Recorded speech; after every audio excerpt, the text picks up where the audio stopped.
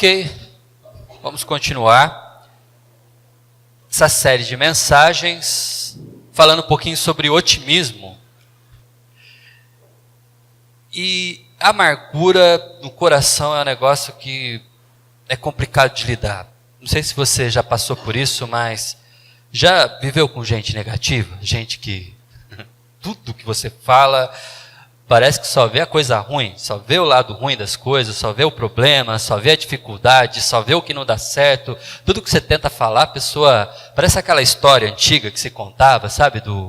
De um cara que fala assim, pô, você estiver no meio da floresta e aparecer uma onça, o que você faz? Não, eu saio correndo. Ah, a onça corre mais que você, o que você faz? Não, eu tento pular numa árvore, a onça sobe na árvore. O que você faz? Ah, eu vou tentar jogar uma pedra para ela, não vai fugir da pedra. Eu falo, amigo, você é amigo da onça ou meu amigo, né? Tudo que eu falo não dá certo. Às vezes a gente tem pessoas assim à nossa volta. Algumas vezes, somos nós que somos assim.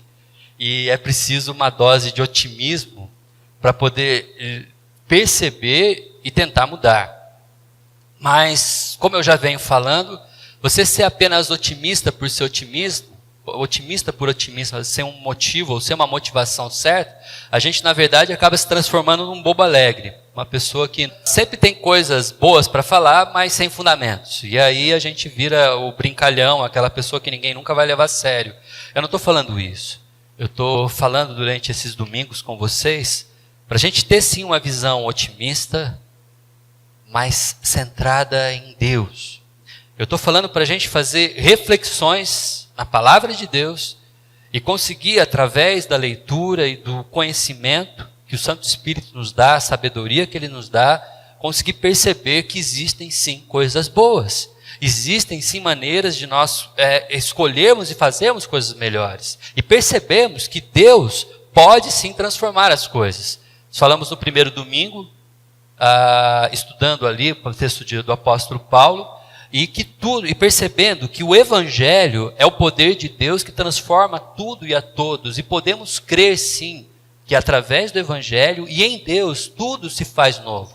Não existe história, não existe vida, não existe situação que Deus não possa mudar. E na semana passada a gente percebeu isso na vida de 2 discípulos de Jesus, que haviam simplesmente abandonado a caminhada, porque tinham uma expectativa totalmente diferente daquilo que Deus poderia fazer. E percebemos que havia uma nova história por trás daquilo que eles não conheciam, e que Deus nos mostra, e esse foi o convite da semana passada. Hoje, se semana passada os discípulos tinham uma expectativa errada das coisas, e isso fazia com que eles se frustrassem, hoje nós vamos conhecer um povo que não tinha expectativa nenhuma mais. Um pessoal que já havia simplesmente desistido por completo mesmo. Já estavam há 150 anos vivendo numa região abandonada, de uma forma miserável, sem a menor perspectiva de nada. Eles simplesmente não sabiam o que fazer e não tinham a menor vontade de fazer. Parece que, e essa é uma realidade para alguns. Às vezes a pessoa está tão imersa no problema e no tipo de vida que leva, que acredita que esse é o fim. A vida é assim. A pessoa está tanto tempo endividada, tanto tempo vivendo, consumindo cartão de crédito, pagando juro, que isso já virou a conta do mês dela. Ela acha que é assim sempre mesmo. Ela sempre trabalha para pagar o mês anterior. E esse mês a gente se endivida. As pessoas estão tão acostumadas com o casamento ruim, com um relacionamento ruim dentro de casa, que a gente começa a achar que a vida do casamento é assim mesmo. Não tem mais expectativa de mudança nenhuma, porque é isso.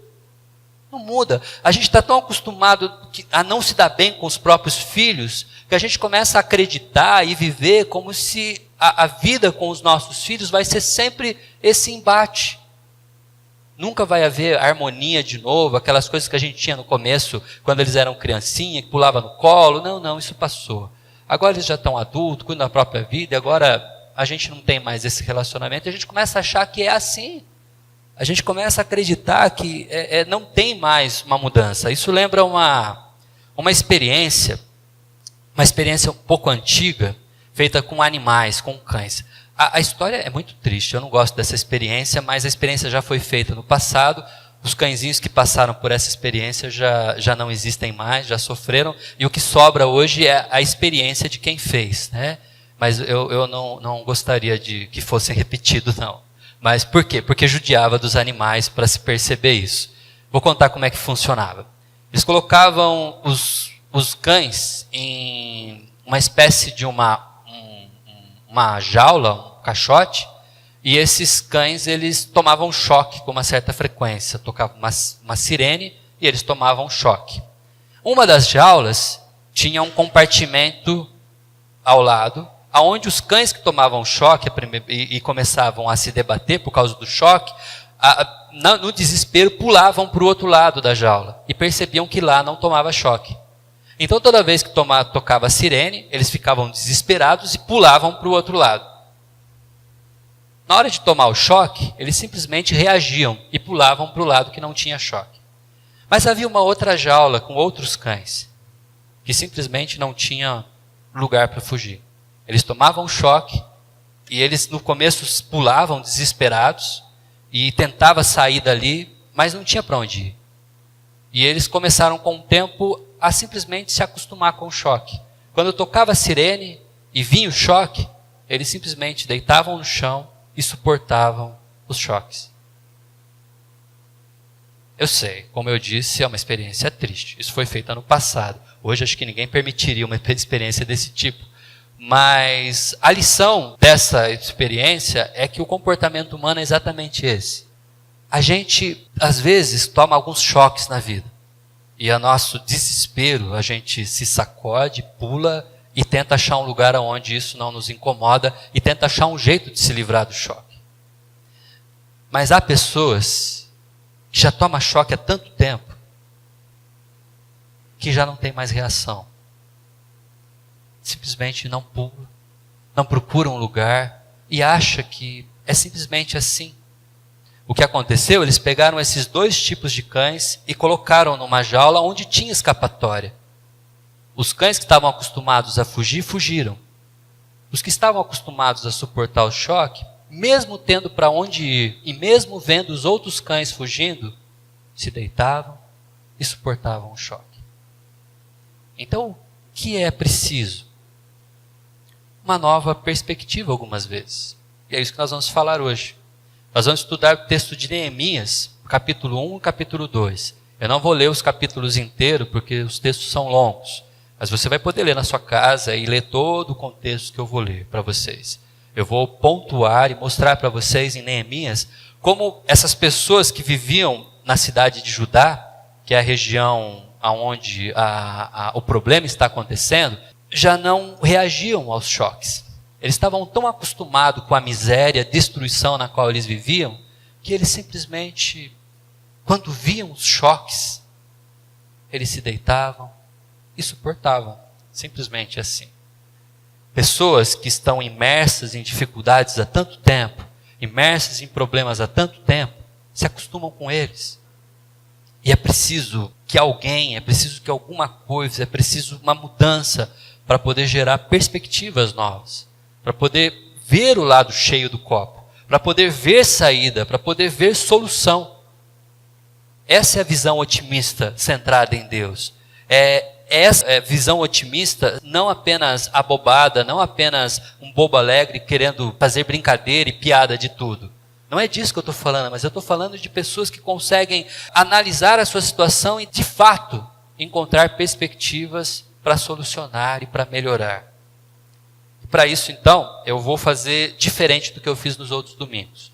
A gente sempre lê o texto todo e daí eu vou trabalhando o texto, retomando algumas etapas. Como o texto é muito longo, eu já vou ler com você alguns trechos e já quero trabalhar ele com vocês, tá bom? Mas para a gente só entender o contexto dessa história, a pessoa de Neemias, ele é judeu. Ele é um judeu que nasceu no exílio, nasceu já quando o povo de Judá já tinha sido tomado já. Na verdade, eles já tinham sido levados embora, os nobres, as pessoas mais importantes da cidade, cativos, já no exílio babilônico.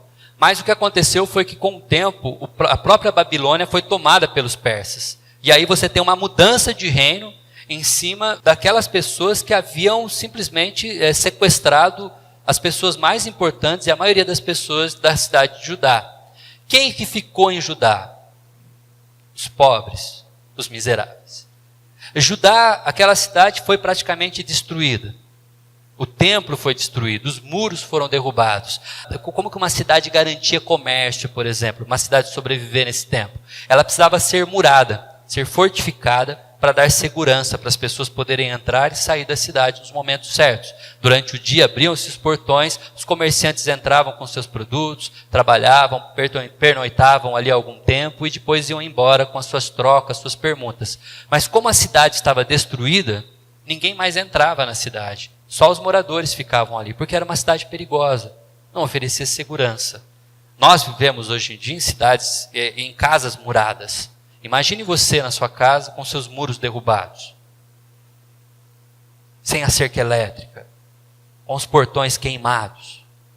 Essa era a situação da cidade toda,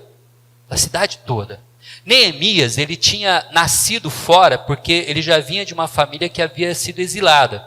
E ele nasceu fora e não vendo a realidade de Judá por completo. E aí então, Neemias, ele cresceu e foi educado no palácio, ele teve uma educação nobre. Neemias, ele era o copeiro do rei. O que significava ser o copeiro do rei? Às vezes a gente pensa que o copeiro é só aquela pessoa que servia, só aquela pessoa que está ali para atender o rei. Ele era o braço direito do rei. Tudo que o rei consumia passava por Neemias. Neemias era o tipo da pessoa que controlava a dieta, a comida, da onde vinha, quem comprava, quem fazia, ele vigiava, ele cuidava da segurança do rei.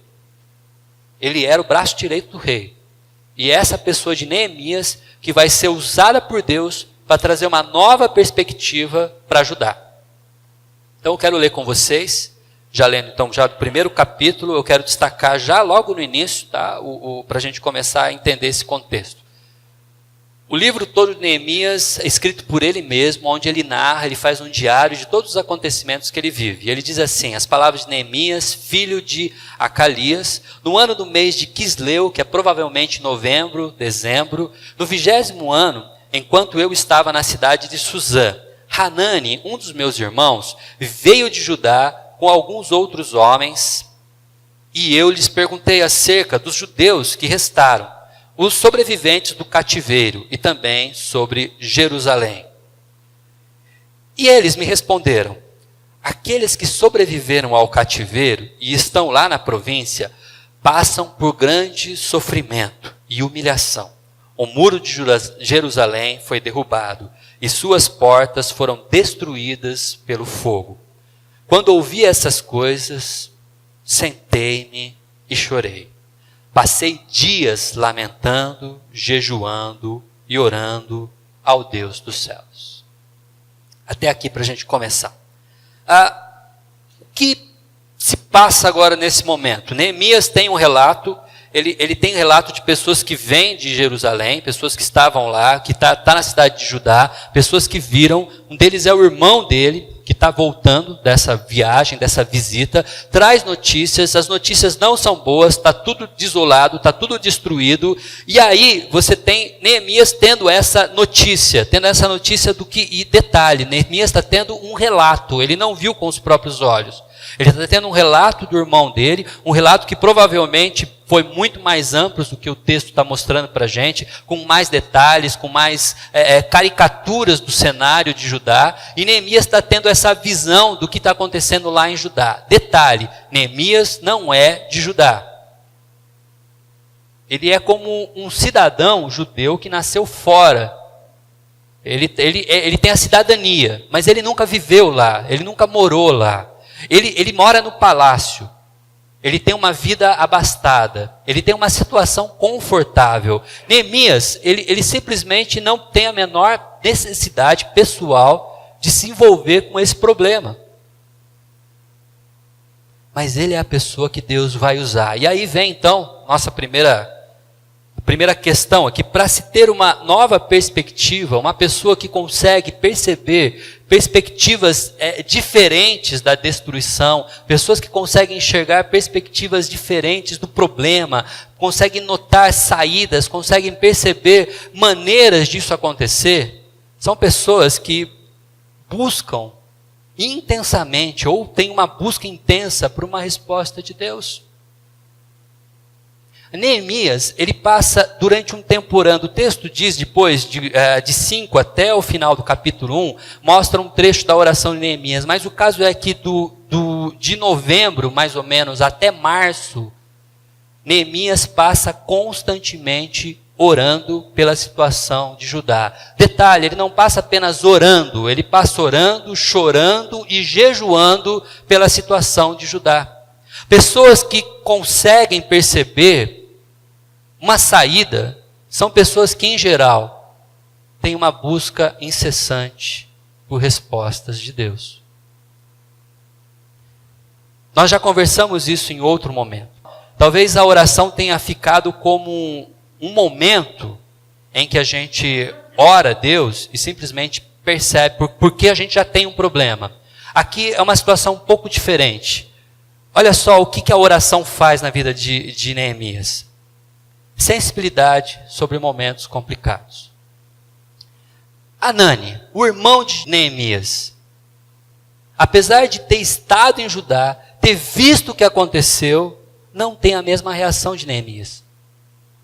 O que faz uma pessoa como Neemias sentar, chorar e sofrer tanto por notícias da sua cidade que ele não tinha conhecido ainda, não tinha estado lá, não tinha visto foto da cidade, não passou nada no Globo News sobre o que acontecia em Judá, não tinha fotos no Instagram, ele simplesmente não tinha visto com os próprios olhos.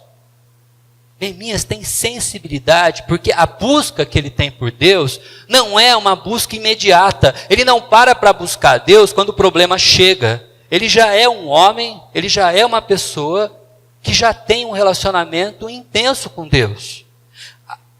A oração, o momento de oração, esse momento de intimidade com Deus, quando ela é intensa em nossas vidas, quando ela faz parte da nossa história, quando ela está presente no nosso dia a dia, quando ela é uma constante na nossa vida e na nossa caminhada cristã, isso faz com que você, eu, todos nós, sejamos pessoas sensíveis àquilo que Deus nos mostra.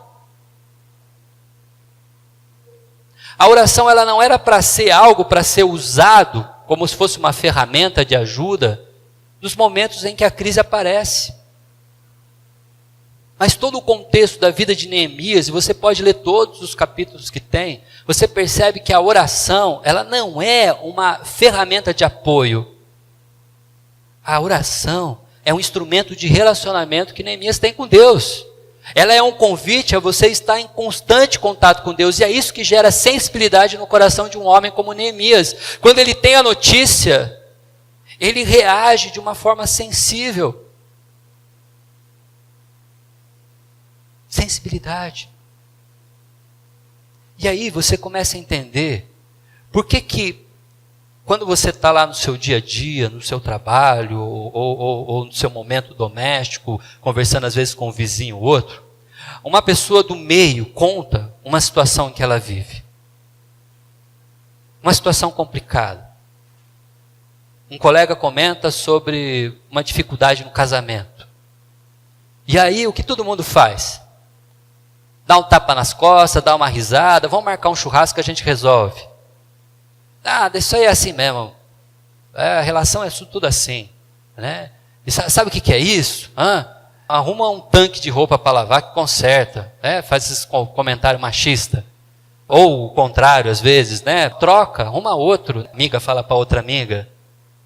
Essa insensibilidade vem de pessoas que não têm esse contato com Deus. Mas pessoas sensíveis vão ouvir essa história do amigo, da amiga, que passa dificuldade em casa, com o marido, com a esposa, com o filho, ou no trabalho, no relacionamento com o chefe. E quando todo mundo sai, você fica como Neemias.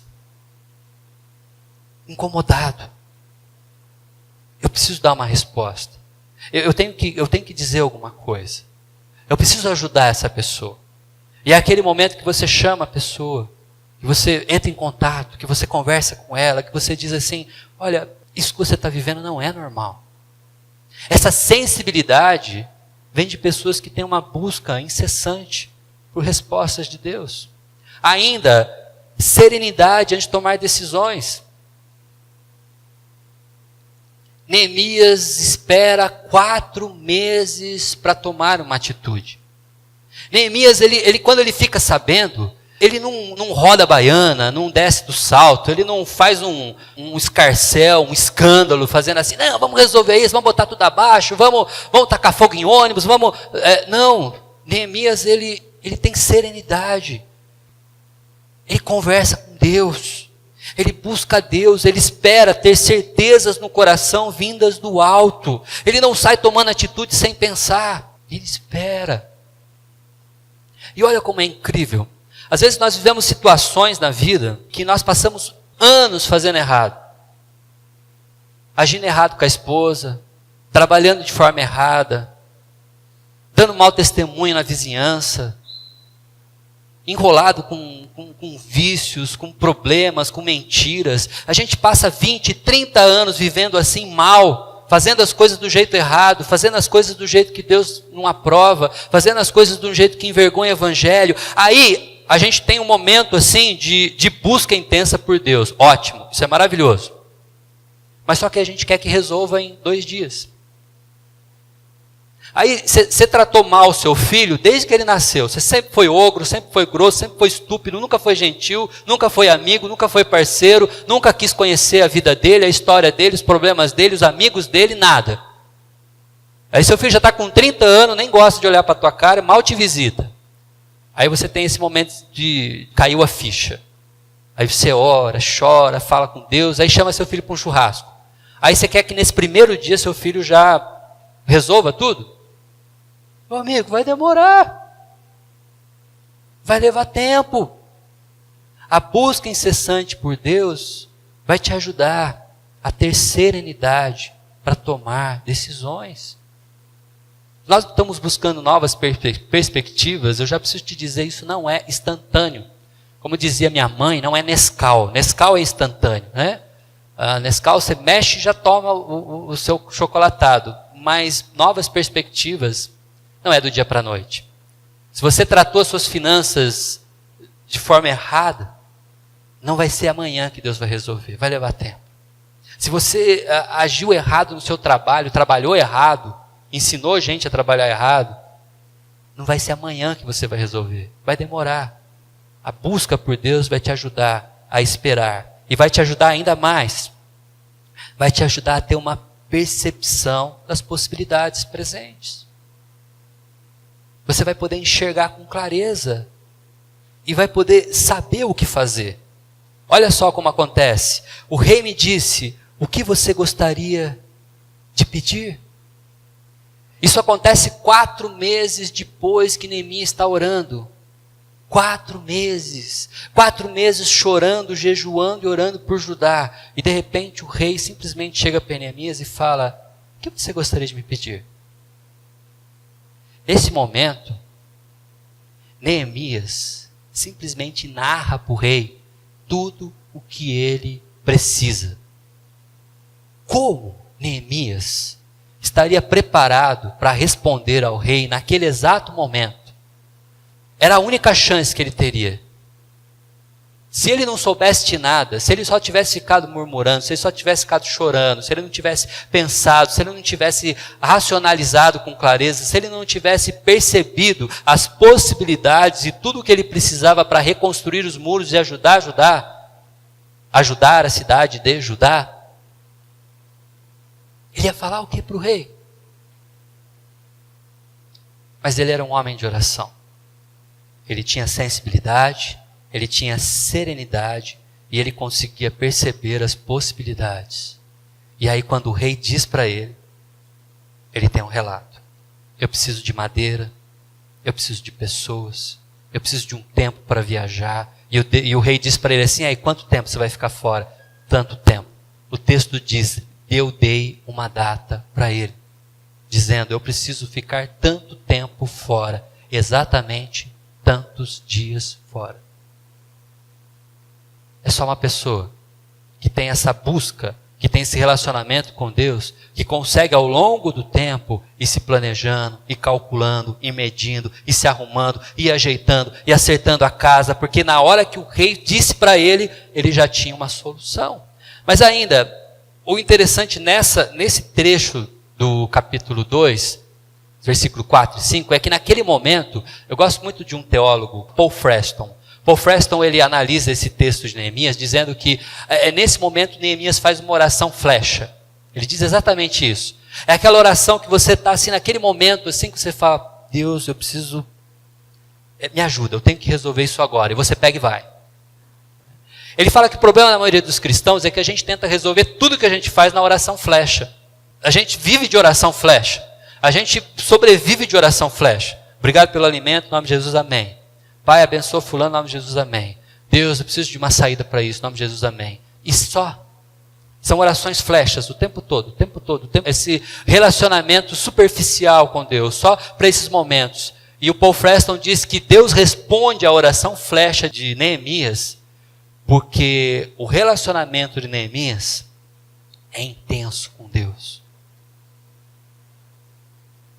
E aí, se você comparar na nossa vida cotidiana, sabe quando você olha para sua esposa, porque você lidar com uma situação, você só dá uma olhadinha para ela e ela já entendeu exatamente tudo que você queria dizer naquele exato momento?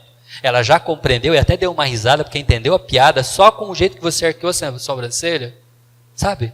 Você só consegue isso depois de anos junto. Essa intimidade, essa facilidade de compreender os sinais só acontece depois de muito tempo e de muito relacionamento. É exatamente o que acontece com Neemias. É porque ele tem essa intensidade com Deus, que nesses momentos, ele tem essa liberdade de falar, Deus, me ajuda. Porque todo um contexto de oração, de intimidade existe atrás dessa oração flecha. Mas tem mais textos de Neemias, ainda no capítulo 2, a partir do 11, ele narra agora, ele viaja, o rei dá a ele a liberdade para ele viajar, dá cartas para ele poder, como se fosse um passaporte para ele passar pelas fronteiras, dá material para ele, dá uma escolta para ele vai até Judá então, ele passa 3 dias viajando, chega em Judá, e aí, o versículo 11, cheguei a Jerusalém e depois de 3 dias permaneci ali, saí de noite com alguns de meus amigos, e não havia contado a ninguém o que o meu Deus havia posto em meu coração, que eu fizesse por Jerusalém. E aí então, se você busca perspectiva, novas perspectivas, preciso entender que deve haver uma procura, precisa ter, né? A procura por uma visão honesta acerca da situação. Porque o que mais acontece é a gente estar imerso no problema e culpar os outros. Está imerso no problema e achar que o problema são os outros. Imerso no problema e achar que nós somos apenas vítimas. Neemias, nesse momento da história, o que ele faz é olhar, vistoriar, sair, enxergar, medir, perceber tudo o que está acontecendo ao redor de Judá. Para ele ter uma noção. Ele chega a Jerusalém e ele sai de noite com alguns amigos. Ele sai para vistoriar, ele sai para olhar, ele olha todos os muros, ele leva um jumento, um animal de transporte assim simples, ele vai só com esse animalzinho e ele começa a andar em volta do muro. Ele vai anotando, ele vai medindo, ele vai checando, ele vai percebendo qual é o estado, ele vai mensurando todos os problemas que ele encontra pelo caminho em volta do muro. Ele busca uma visão honesta. Em uma palavra bem simples para vocês, quando a gente está buscando novas perspectivas, não dá para tapar sol com peneira. Não dá para ficar dando desculpa. Não dá para a gente ficar apenas reagindo às críticas. A gente tem que começar a enfrentar, a gente tem que começar a assumir, tem que começar a calcular de verdade. Eu tenho uma mania que é horrível, e eu tento aprender a evitar isso. Quando eu estou passando por uns apertos, eu começo a não olhar mais o saldo da minha conta. Não sei se vocês fazem isso. Eu tenho o aplicativo do banco, né? E quando eu entro no aplicativo do banco, a primeira coisa que aparece no topo é o saldo da minha conta, né? E quando eu sei que eu estou no vermelho, eu não gosto de entrar no aplicativo, eu evito. Porque eu não gosto de olhar. Mas eu tenho aprendido que é preciso olhar o tamanho do sinal vermelho que tem na minha conta quando ela está assim. Porque eu preciso começar a ser franco nessas horas. Para calcular, para medir, para quando chegar aquela noite, minha filha falar assim, pai, hoje vamos pedir uma pizza. Eu lembro daquele sinal negativo e digo, não, dessa vez não dá para ser pizza, vai ter que ser, a gente faz aqui em casa uma massinha, a gente come aqui com o que a gente tem. Porque esse mês não dá. Mas o que a gente faz? A gente evita olhar para o símbolo negativo, para o tamanho da conta e situação, para a gente disfarçar e tentar ver se a gente joga no cartão, a gente parcela, a gente vai e a gente vai se virando desse jeito. Mas é preciso ter um choque de realidade. E é isso que Neemias está fazendo. Olha só, ele faz uma avaliação precisa, ele vai nos muros, ele calcula, ele dá um relato. Se você ler Neemias, da sequência aqui, do versículo 13 em diante, você vai perceber que ele mede tudo. Tudo.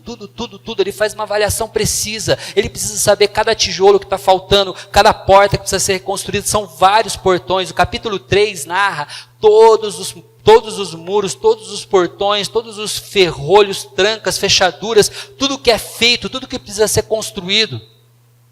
É uma análise detalhada, tem que ser feito, a gente tem que sentar e calcular. Você tem que tirar uma noite, você e sua esposa, ficar lá na mesa da cozinha, vocês dois, pegar todos os boletos e começar a fazer conta. Você precisa chegar perto do seu colega de trabalho, um colega que pode te ajudar, e abrir o jogo e fazer as contas com ele, falar, me ajuda a resolver isso. Ou às vezes procurar uma pessoa que vai te ajudar a ver a sua situação, a sua relação com a sua esposa, com o seu marido. Você precisa calcular como que está a vida sua com os seus filhos, como está a sua moradia, a sua relação com os seus vizinhos. Você precisa ser franco. Não está dando certo, porque todo domingo eu vou na casa da minha mãe, eu encontro não sei quem, a gente acaba discutindo, precisa conversar, precisa medir, precisa ver quem é o problema, tem que pedir perdão, tem que resolver, tem que perdoar. Tem que fazer uma avaliação honesta. Seja franco, para de tapar o sol com peneira, para de dar desculpa, para de culpar os outros. Ainda, calcular uma reação necessária. Neemias, ele não faz isso sozinho. Essa que é a questão de Neemias. Ele não resolve esse problema sozinho. Ele precisa de ajuda. Neemias, ele vai com os amigos, circula o muro, e depois ele procura as lideranças para dizer, olha, a gente tem que fazer alguma coisa. Mas Neemias ainda, ele pede ajuda para quem de fato pode ajudar. Olha só, o texto que nós lemos diz que ele sai com alguns amigos, mas não havia contado a ninguém o que Deus tinha colocado em seus planos. A gente pede ajuda. Mas a gente pede ajuda para quem pode ajudar. A gente pede ajuda para quem colabora. E aqui, a gente tem que tomar cuidado. Não abra sua vida para qualquer um. Não abra seus problemas para qualquer um. Faça isso com pessoas que vão dividir a sua dor e vão te ajudar a resolver. Não adianta nada você chorar suas pitangas com pessoas que não vão colaborar com você. Essas pessoas vão tomar uma impressão, vão espalhar essa impressão acerca de você, acerca do seu problema, provavelmente sem a mesma sensibilidade que você tem ou que alguém que te ama teria, e vão te criar um problema maior. Vão trazer mais dor de cabeça para você do que solução. Neemias, ele precisava avaliar o muro e ele precisava de pessoas que o colaborassem com ele. Ele chama essas pessoas de amigos. E eu queria dizer para você que há uma diferença muito grande entre amigos e colegas de Facebook. Entre amigos e gente que curte suas fotos no Instagram. Entre amigos e gente que para na porta da sua casa para contar a história de outras pessoas. Amigos, em geral, eles têm liberdade para dizer, Neemias, isso está errado. Neemias, está muito feia essa situação. Amigo, tem que refazer isso aqui. Tem que reconstruir o muro. Tem que reconstruir a relação. Tem que reconstruir essa história. Tem que pedir perdão. Tem que economizar. tem que parar de gastar, tem que buscar um profissional. Amigos têm essa postura. Amigos têm essa liberdade. E aí é preciso ter uma certa dose de objetivo, porque a gente não gosta de ouvir isso. Em geral, a gente não gosta. Em geral, a gente nem quer. Em geral, a gente procura gente que não vai ajudar, justamente porque essa pessoa vai passar mal na sua cabeça, ou vai concordar com você, vai dizer, seu chefe é chato mesmo, não, você não tem que mudar nada, você nasceu assim, cresceu assim, a sua esposa tem que te aceitar, porque ela disse sim quando casou com você, então você não tem que mudar nada. É essas pessoas, porque é mais fácil, é mais confortável, vai concordar com a gente. Amigos não fazem isso. Amigos botam o dedo na cara e falam, meu amigo, você está errado, isso não está certo não. E olha só, os oficiais não sabiam aonde eu tinha ido ou o que eu estava fazendo, pois até então eu não tinha dito nada aos judeus, não tinha dito nada ao sacerdote, não tinha dito nada aos nobres e aos oficiais e aos outros que iriam realizar a obra. Agora olha a perspectiva dele. Ele não disse nada às pessoas. Que pessoas? As pessoas que iam realizar a obra que ele estava planejando. Ele não estava contando o que ele estava fazendo, mas ele já estava contando com essas pessoas para trabalhar. Ele busca os amigos certos, mas ele vai contar com essas pessoas mais tarde. Isso é importante. Agora, olha só, uma terceira coisa que a gente vai aprender está justamente a partir do 17. Então, eu disse, é a continuação do texto. Ele não disse nada aos oficiais, aos nobres, aos sacerdotes, mas só que aí ele se encontra com eles e diz então, olha só, vocês estão vendo a situação terrível em que estamos. Depois de analisar, depois de rodear, depois dele olhar tudo o que aconteceu ali em Judá, depois dele ter uma noção exata do que está acontecendo em Judá, Neemias ele reúne com toda a liderança, agora sim ele vai procurar esses homens e vai falar com eles, a partir de uma perspectiva de quem já olhou e já calculou e já somou tudo, porque agora Neemias ele tem coisas para dizer exatas. Agora sim ele vai falar, Jerusalém está em ruínas, e suas portas foram destruídas pelo fogo. Venham, vamos reconstruir o muro de Jerusalém, para que não fiquemos mais nessa situação humilhante. Também lhes contei como Deus tinha sido bondoso comigo, e o que o rei tinha dito. E aí, vem então a nossa terceira lição. Pessoas que buscam nova perspectiva, são pessoas que geram influência positiva. Você quer mudanças na sua escola? Você é um professor, talvez. Está cansado porque tudo está sucateado na sua escola. No trabalho que você tem, talvez. Aonde você, a administração onde você está. Você está percebendo que está tudo errado? Exerça uma influência positiva onde você está. Peça a Deus, eu preciso mudar este local. Eu preciso mudar essas pessoas, eu preciso que elas compreendam, eu preciso que elas tenham um choque de realidade. Me usa para mudar. O bairro que você mora está horrível, não dá para andar, não tem segurança, é um lugar impossível de se viver. Peça a Deus para ser uma influência positiva no lugar onde você está. E olha só como isso acontece. Neemias, para fazer isso, ele se vê como parte do processo. Ele diz para as pessoas, veja a situação na qual nós estamos. Neemias não era de Judá, ele morava em outra cidade, ele morava no palácio, ele vivia com o rei, ele vivia num condomínio luxuoso. Essa não era a realidade de vida dele, mas ele se coloca no lugar daquelas pessoas, ele tem empatia pela situação e ele diz, olha, eu faço parte disso, olha como nós estamos. O maior problema do assistencialismo que existe hoje em dia é que a gente sempre ajuda porque a gente só vê a situação da pessoa e a gente não se coloca no lugar dela. Aí nós nos tornamos uns arrogantes que têm a solução para as coisas. A gente resolve tudo, né? Porque a gente dá jeito nas coisas. E a gente chega para pais, mães, pessoas que vivem em situação de pobreza, de extrema pobreza, de vícios, e a gente chega simplesmente dizendo para elas assim, ó, você precisa me ouvir porque eu tenho a solução. Ó, você precisa me ouvir porque eu sei como resolve o seu problema. Se eu estivesse no seu lugar, eu não estaria assim, porque eu sei a solução. Neemias diz, nós estamos passando por problemas. Ele se vê como ele se vê como parte. Ele faz parte daquele povo. Ele sente a dor junto com eles. E ainda, ele traz uma visão de fora. Às vezes, nós precisamos de alguém de fora. Neemias, ele não era daquela região. Ele vem de fora de Judá, para chegar em Judá, para ser um governador em Judá. Agora ele faz aquele exame e ele traz uma visão de quem não está acostumado com aquilo. E às vezes é isso que a gente precisa. Você senta tanto tempo num sofá rasgado no braço, que às vezes alguém de fora da sua casa chega e olha, e você há tanto tempo não percebia. Já nem se incomodava. Aqueles homens não se incomodavam com o problema. Neemias traz essa visão. Nessa influência positiva, ele reconhece também a ação divina. Isso é muito importante. Neemias não diz assim, eu estou fazendo. Neemias não diz, olha o que eu faço.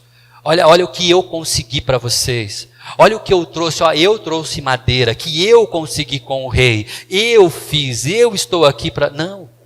Neemias diz, olha o que Deus fez. Olha o que Deus conseguiu para a gente. Olha como Deus mudou o coração do rei. Olha como Deus está providenciando. Ele joga a solução na mão de Deus. É Deus quem está providenciando. Nós somos apenas instrumentos. Gere uma influência positiva. E aí a gente tem uma resposta. Sim, vamos começar a reconstrução. E então se encorajaram para esse bom projeto. É assim que termina o versículo 18. A comunidade que ouve Neemias resolve ter uma ação. E a gente encerra com isso. Possuir engajamento e atitude. Por quê? Porque perceber a necessidade é importante. Todo mundo percebeu. Ah, sim, pastor, eu preciso mudar. Eu tenho que mudar a forma que eu trato a minha família. Aí eu preciso mudar a forma como eu trabalho. Aí eu preciso mudar a maneira como eu lido com as minhas finanças. Aí eu preciso mudar o jeito que eu trato os meus vizinhos, como eu me relaciono com as pessoas. Isso é ótimo. Percebemos a necessidade. É o primeiro passo, é excelente. Mas só que se a gente só ficar nisso, em perceber e não fazer nada, não resolve. É então que a gente assume a responsabilidade. Diz, é culpa minha. Eu preciso fazer alguma coisa. Temos que mudar. E então, a gente deixa a zona de conforto. O capítulo 3 de Neemias, leia, por favor, leia Neemias 3. Você vai ler que o sacerdote foi fazer serviço de pedreiro. Você lê que o levita, os músicos, saíram para colocar tranca nas portas, para fazer trabalho de marcenaria, fabricar portão, para colocar no muro. Todo mundo saiu da zona de conforto, todo mundo saiu para trabalhar, todo mundo saiu para fazer serviço. Só tem um grupo que não foi, que são os nobres. Os nobres eram mais chatinhos. Mas todo o restante, todo mundo, todos os oficiais, todo mundo saiu para trabalhar, todo mundo saiu da sua zona de conforto. Meu amigo, se você quer uma nova perspectiva e Deus te dá, é importante que você saia a campo e saia da sua zona de conforto e comece a trabalhar. O problema nosso é que a gente quer milagre. E milagre é fácil. Deus, eu estou com um problema sério. Estou com um problema sério no rim. E aí Deus vai te dar um milagre e você vai sair curado.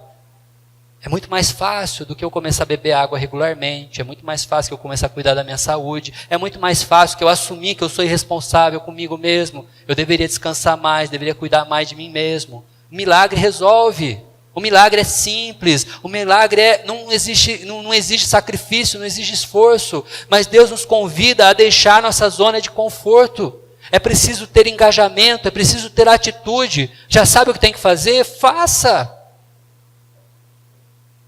E esse é o convite a uma nova perspectiva.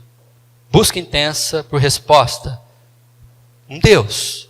Procure ter uma visão honesta acerca da situação. Influencie pessoas positivamente. Positivamente. Principalmente você que é cristão, meu querido. Seja uma influência positiva.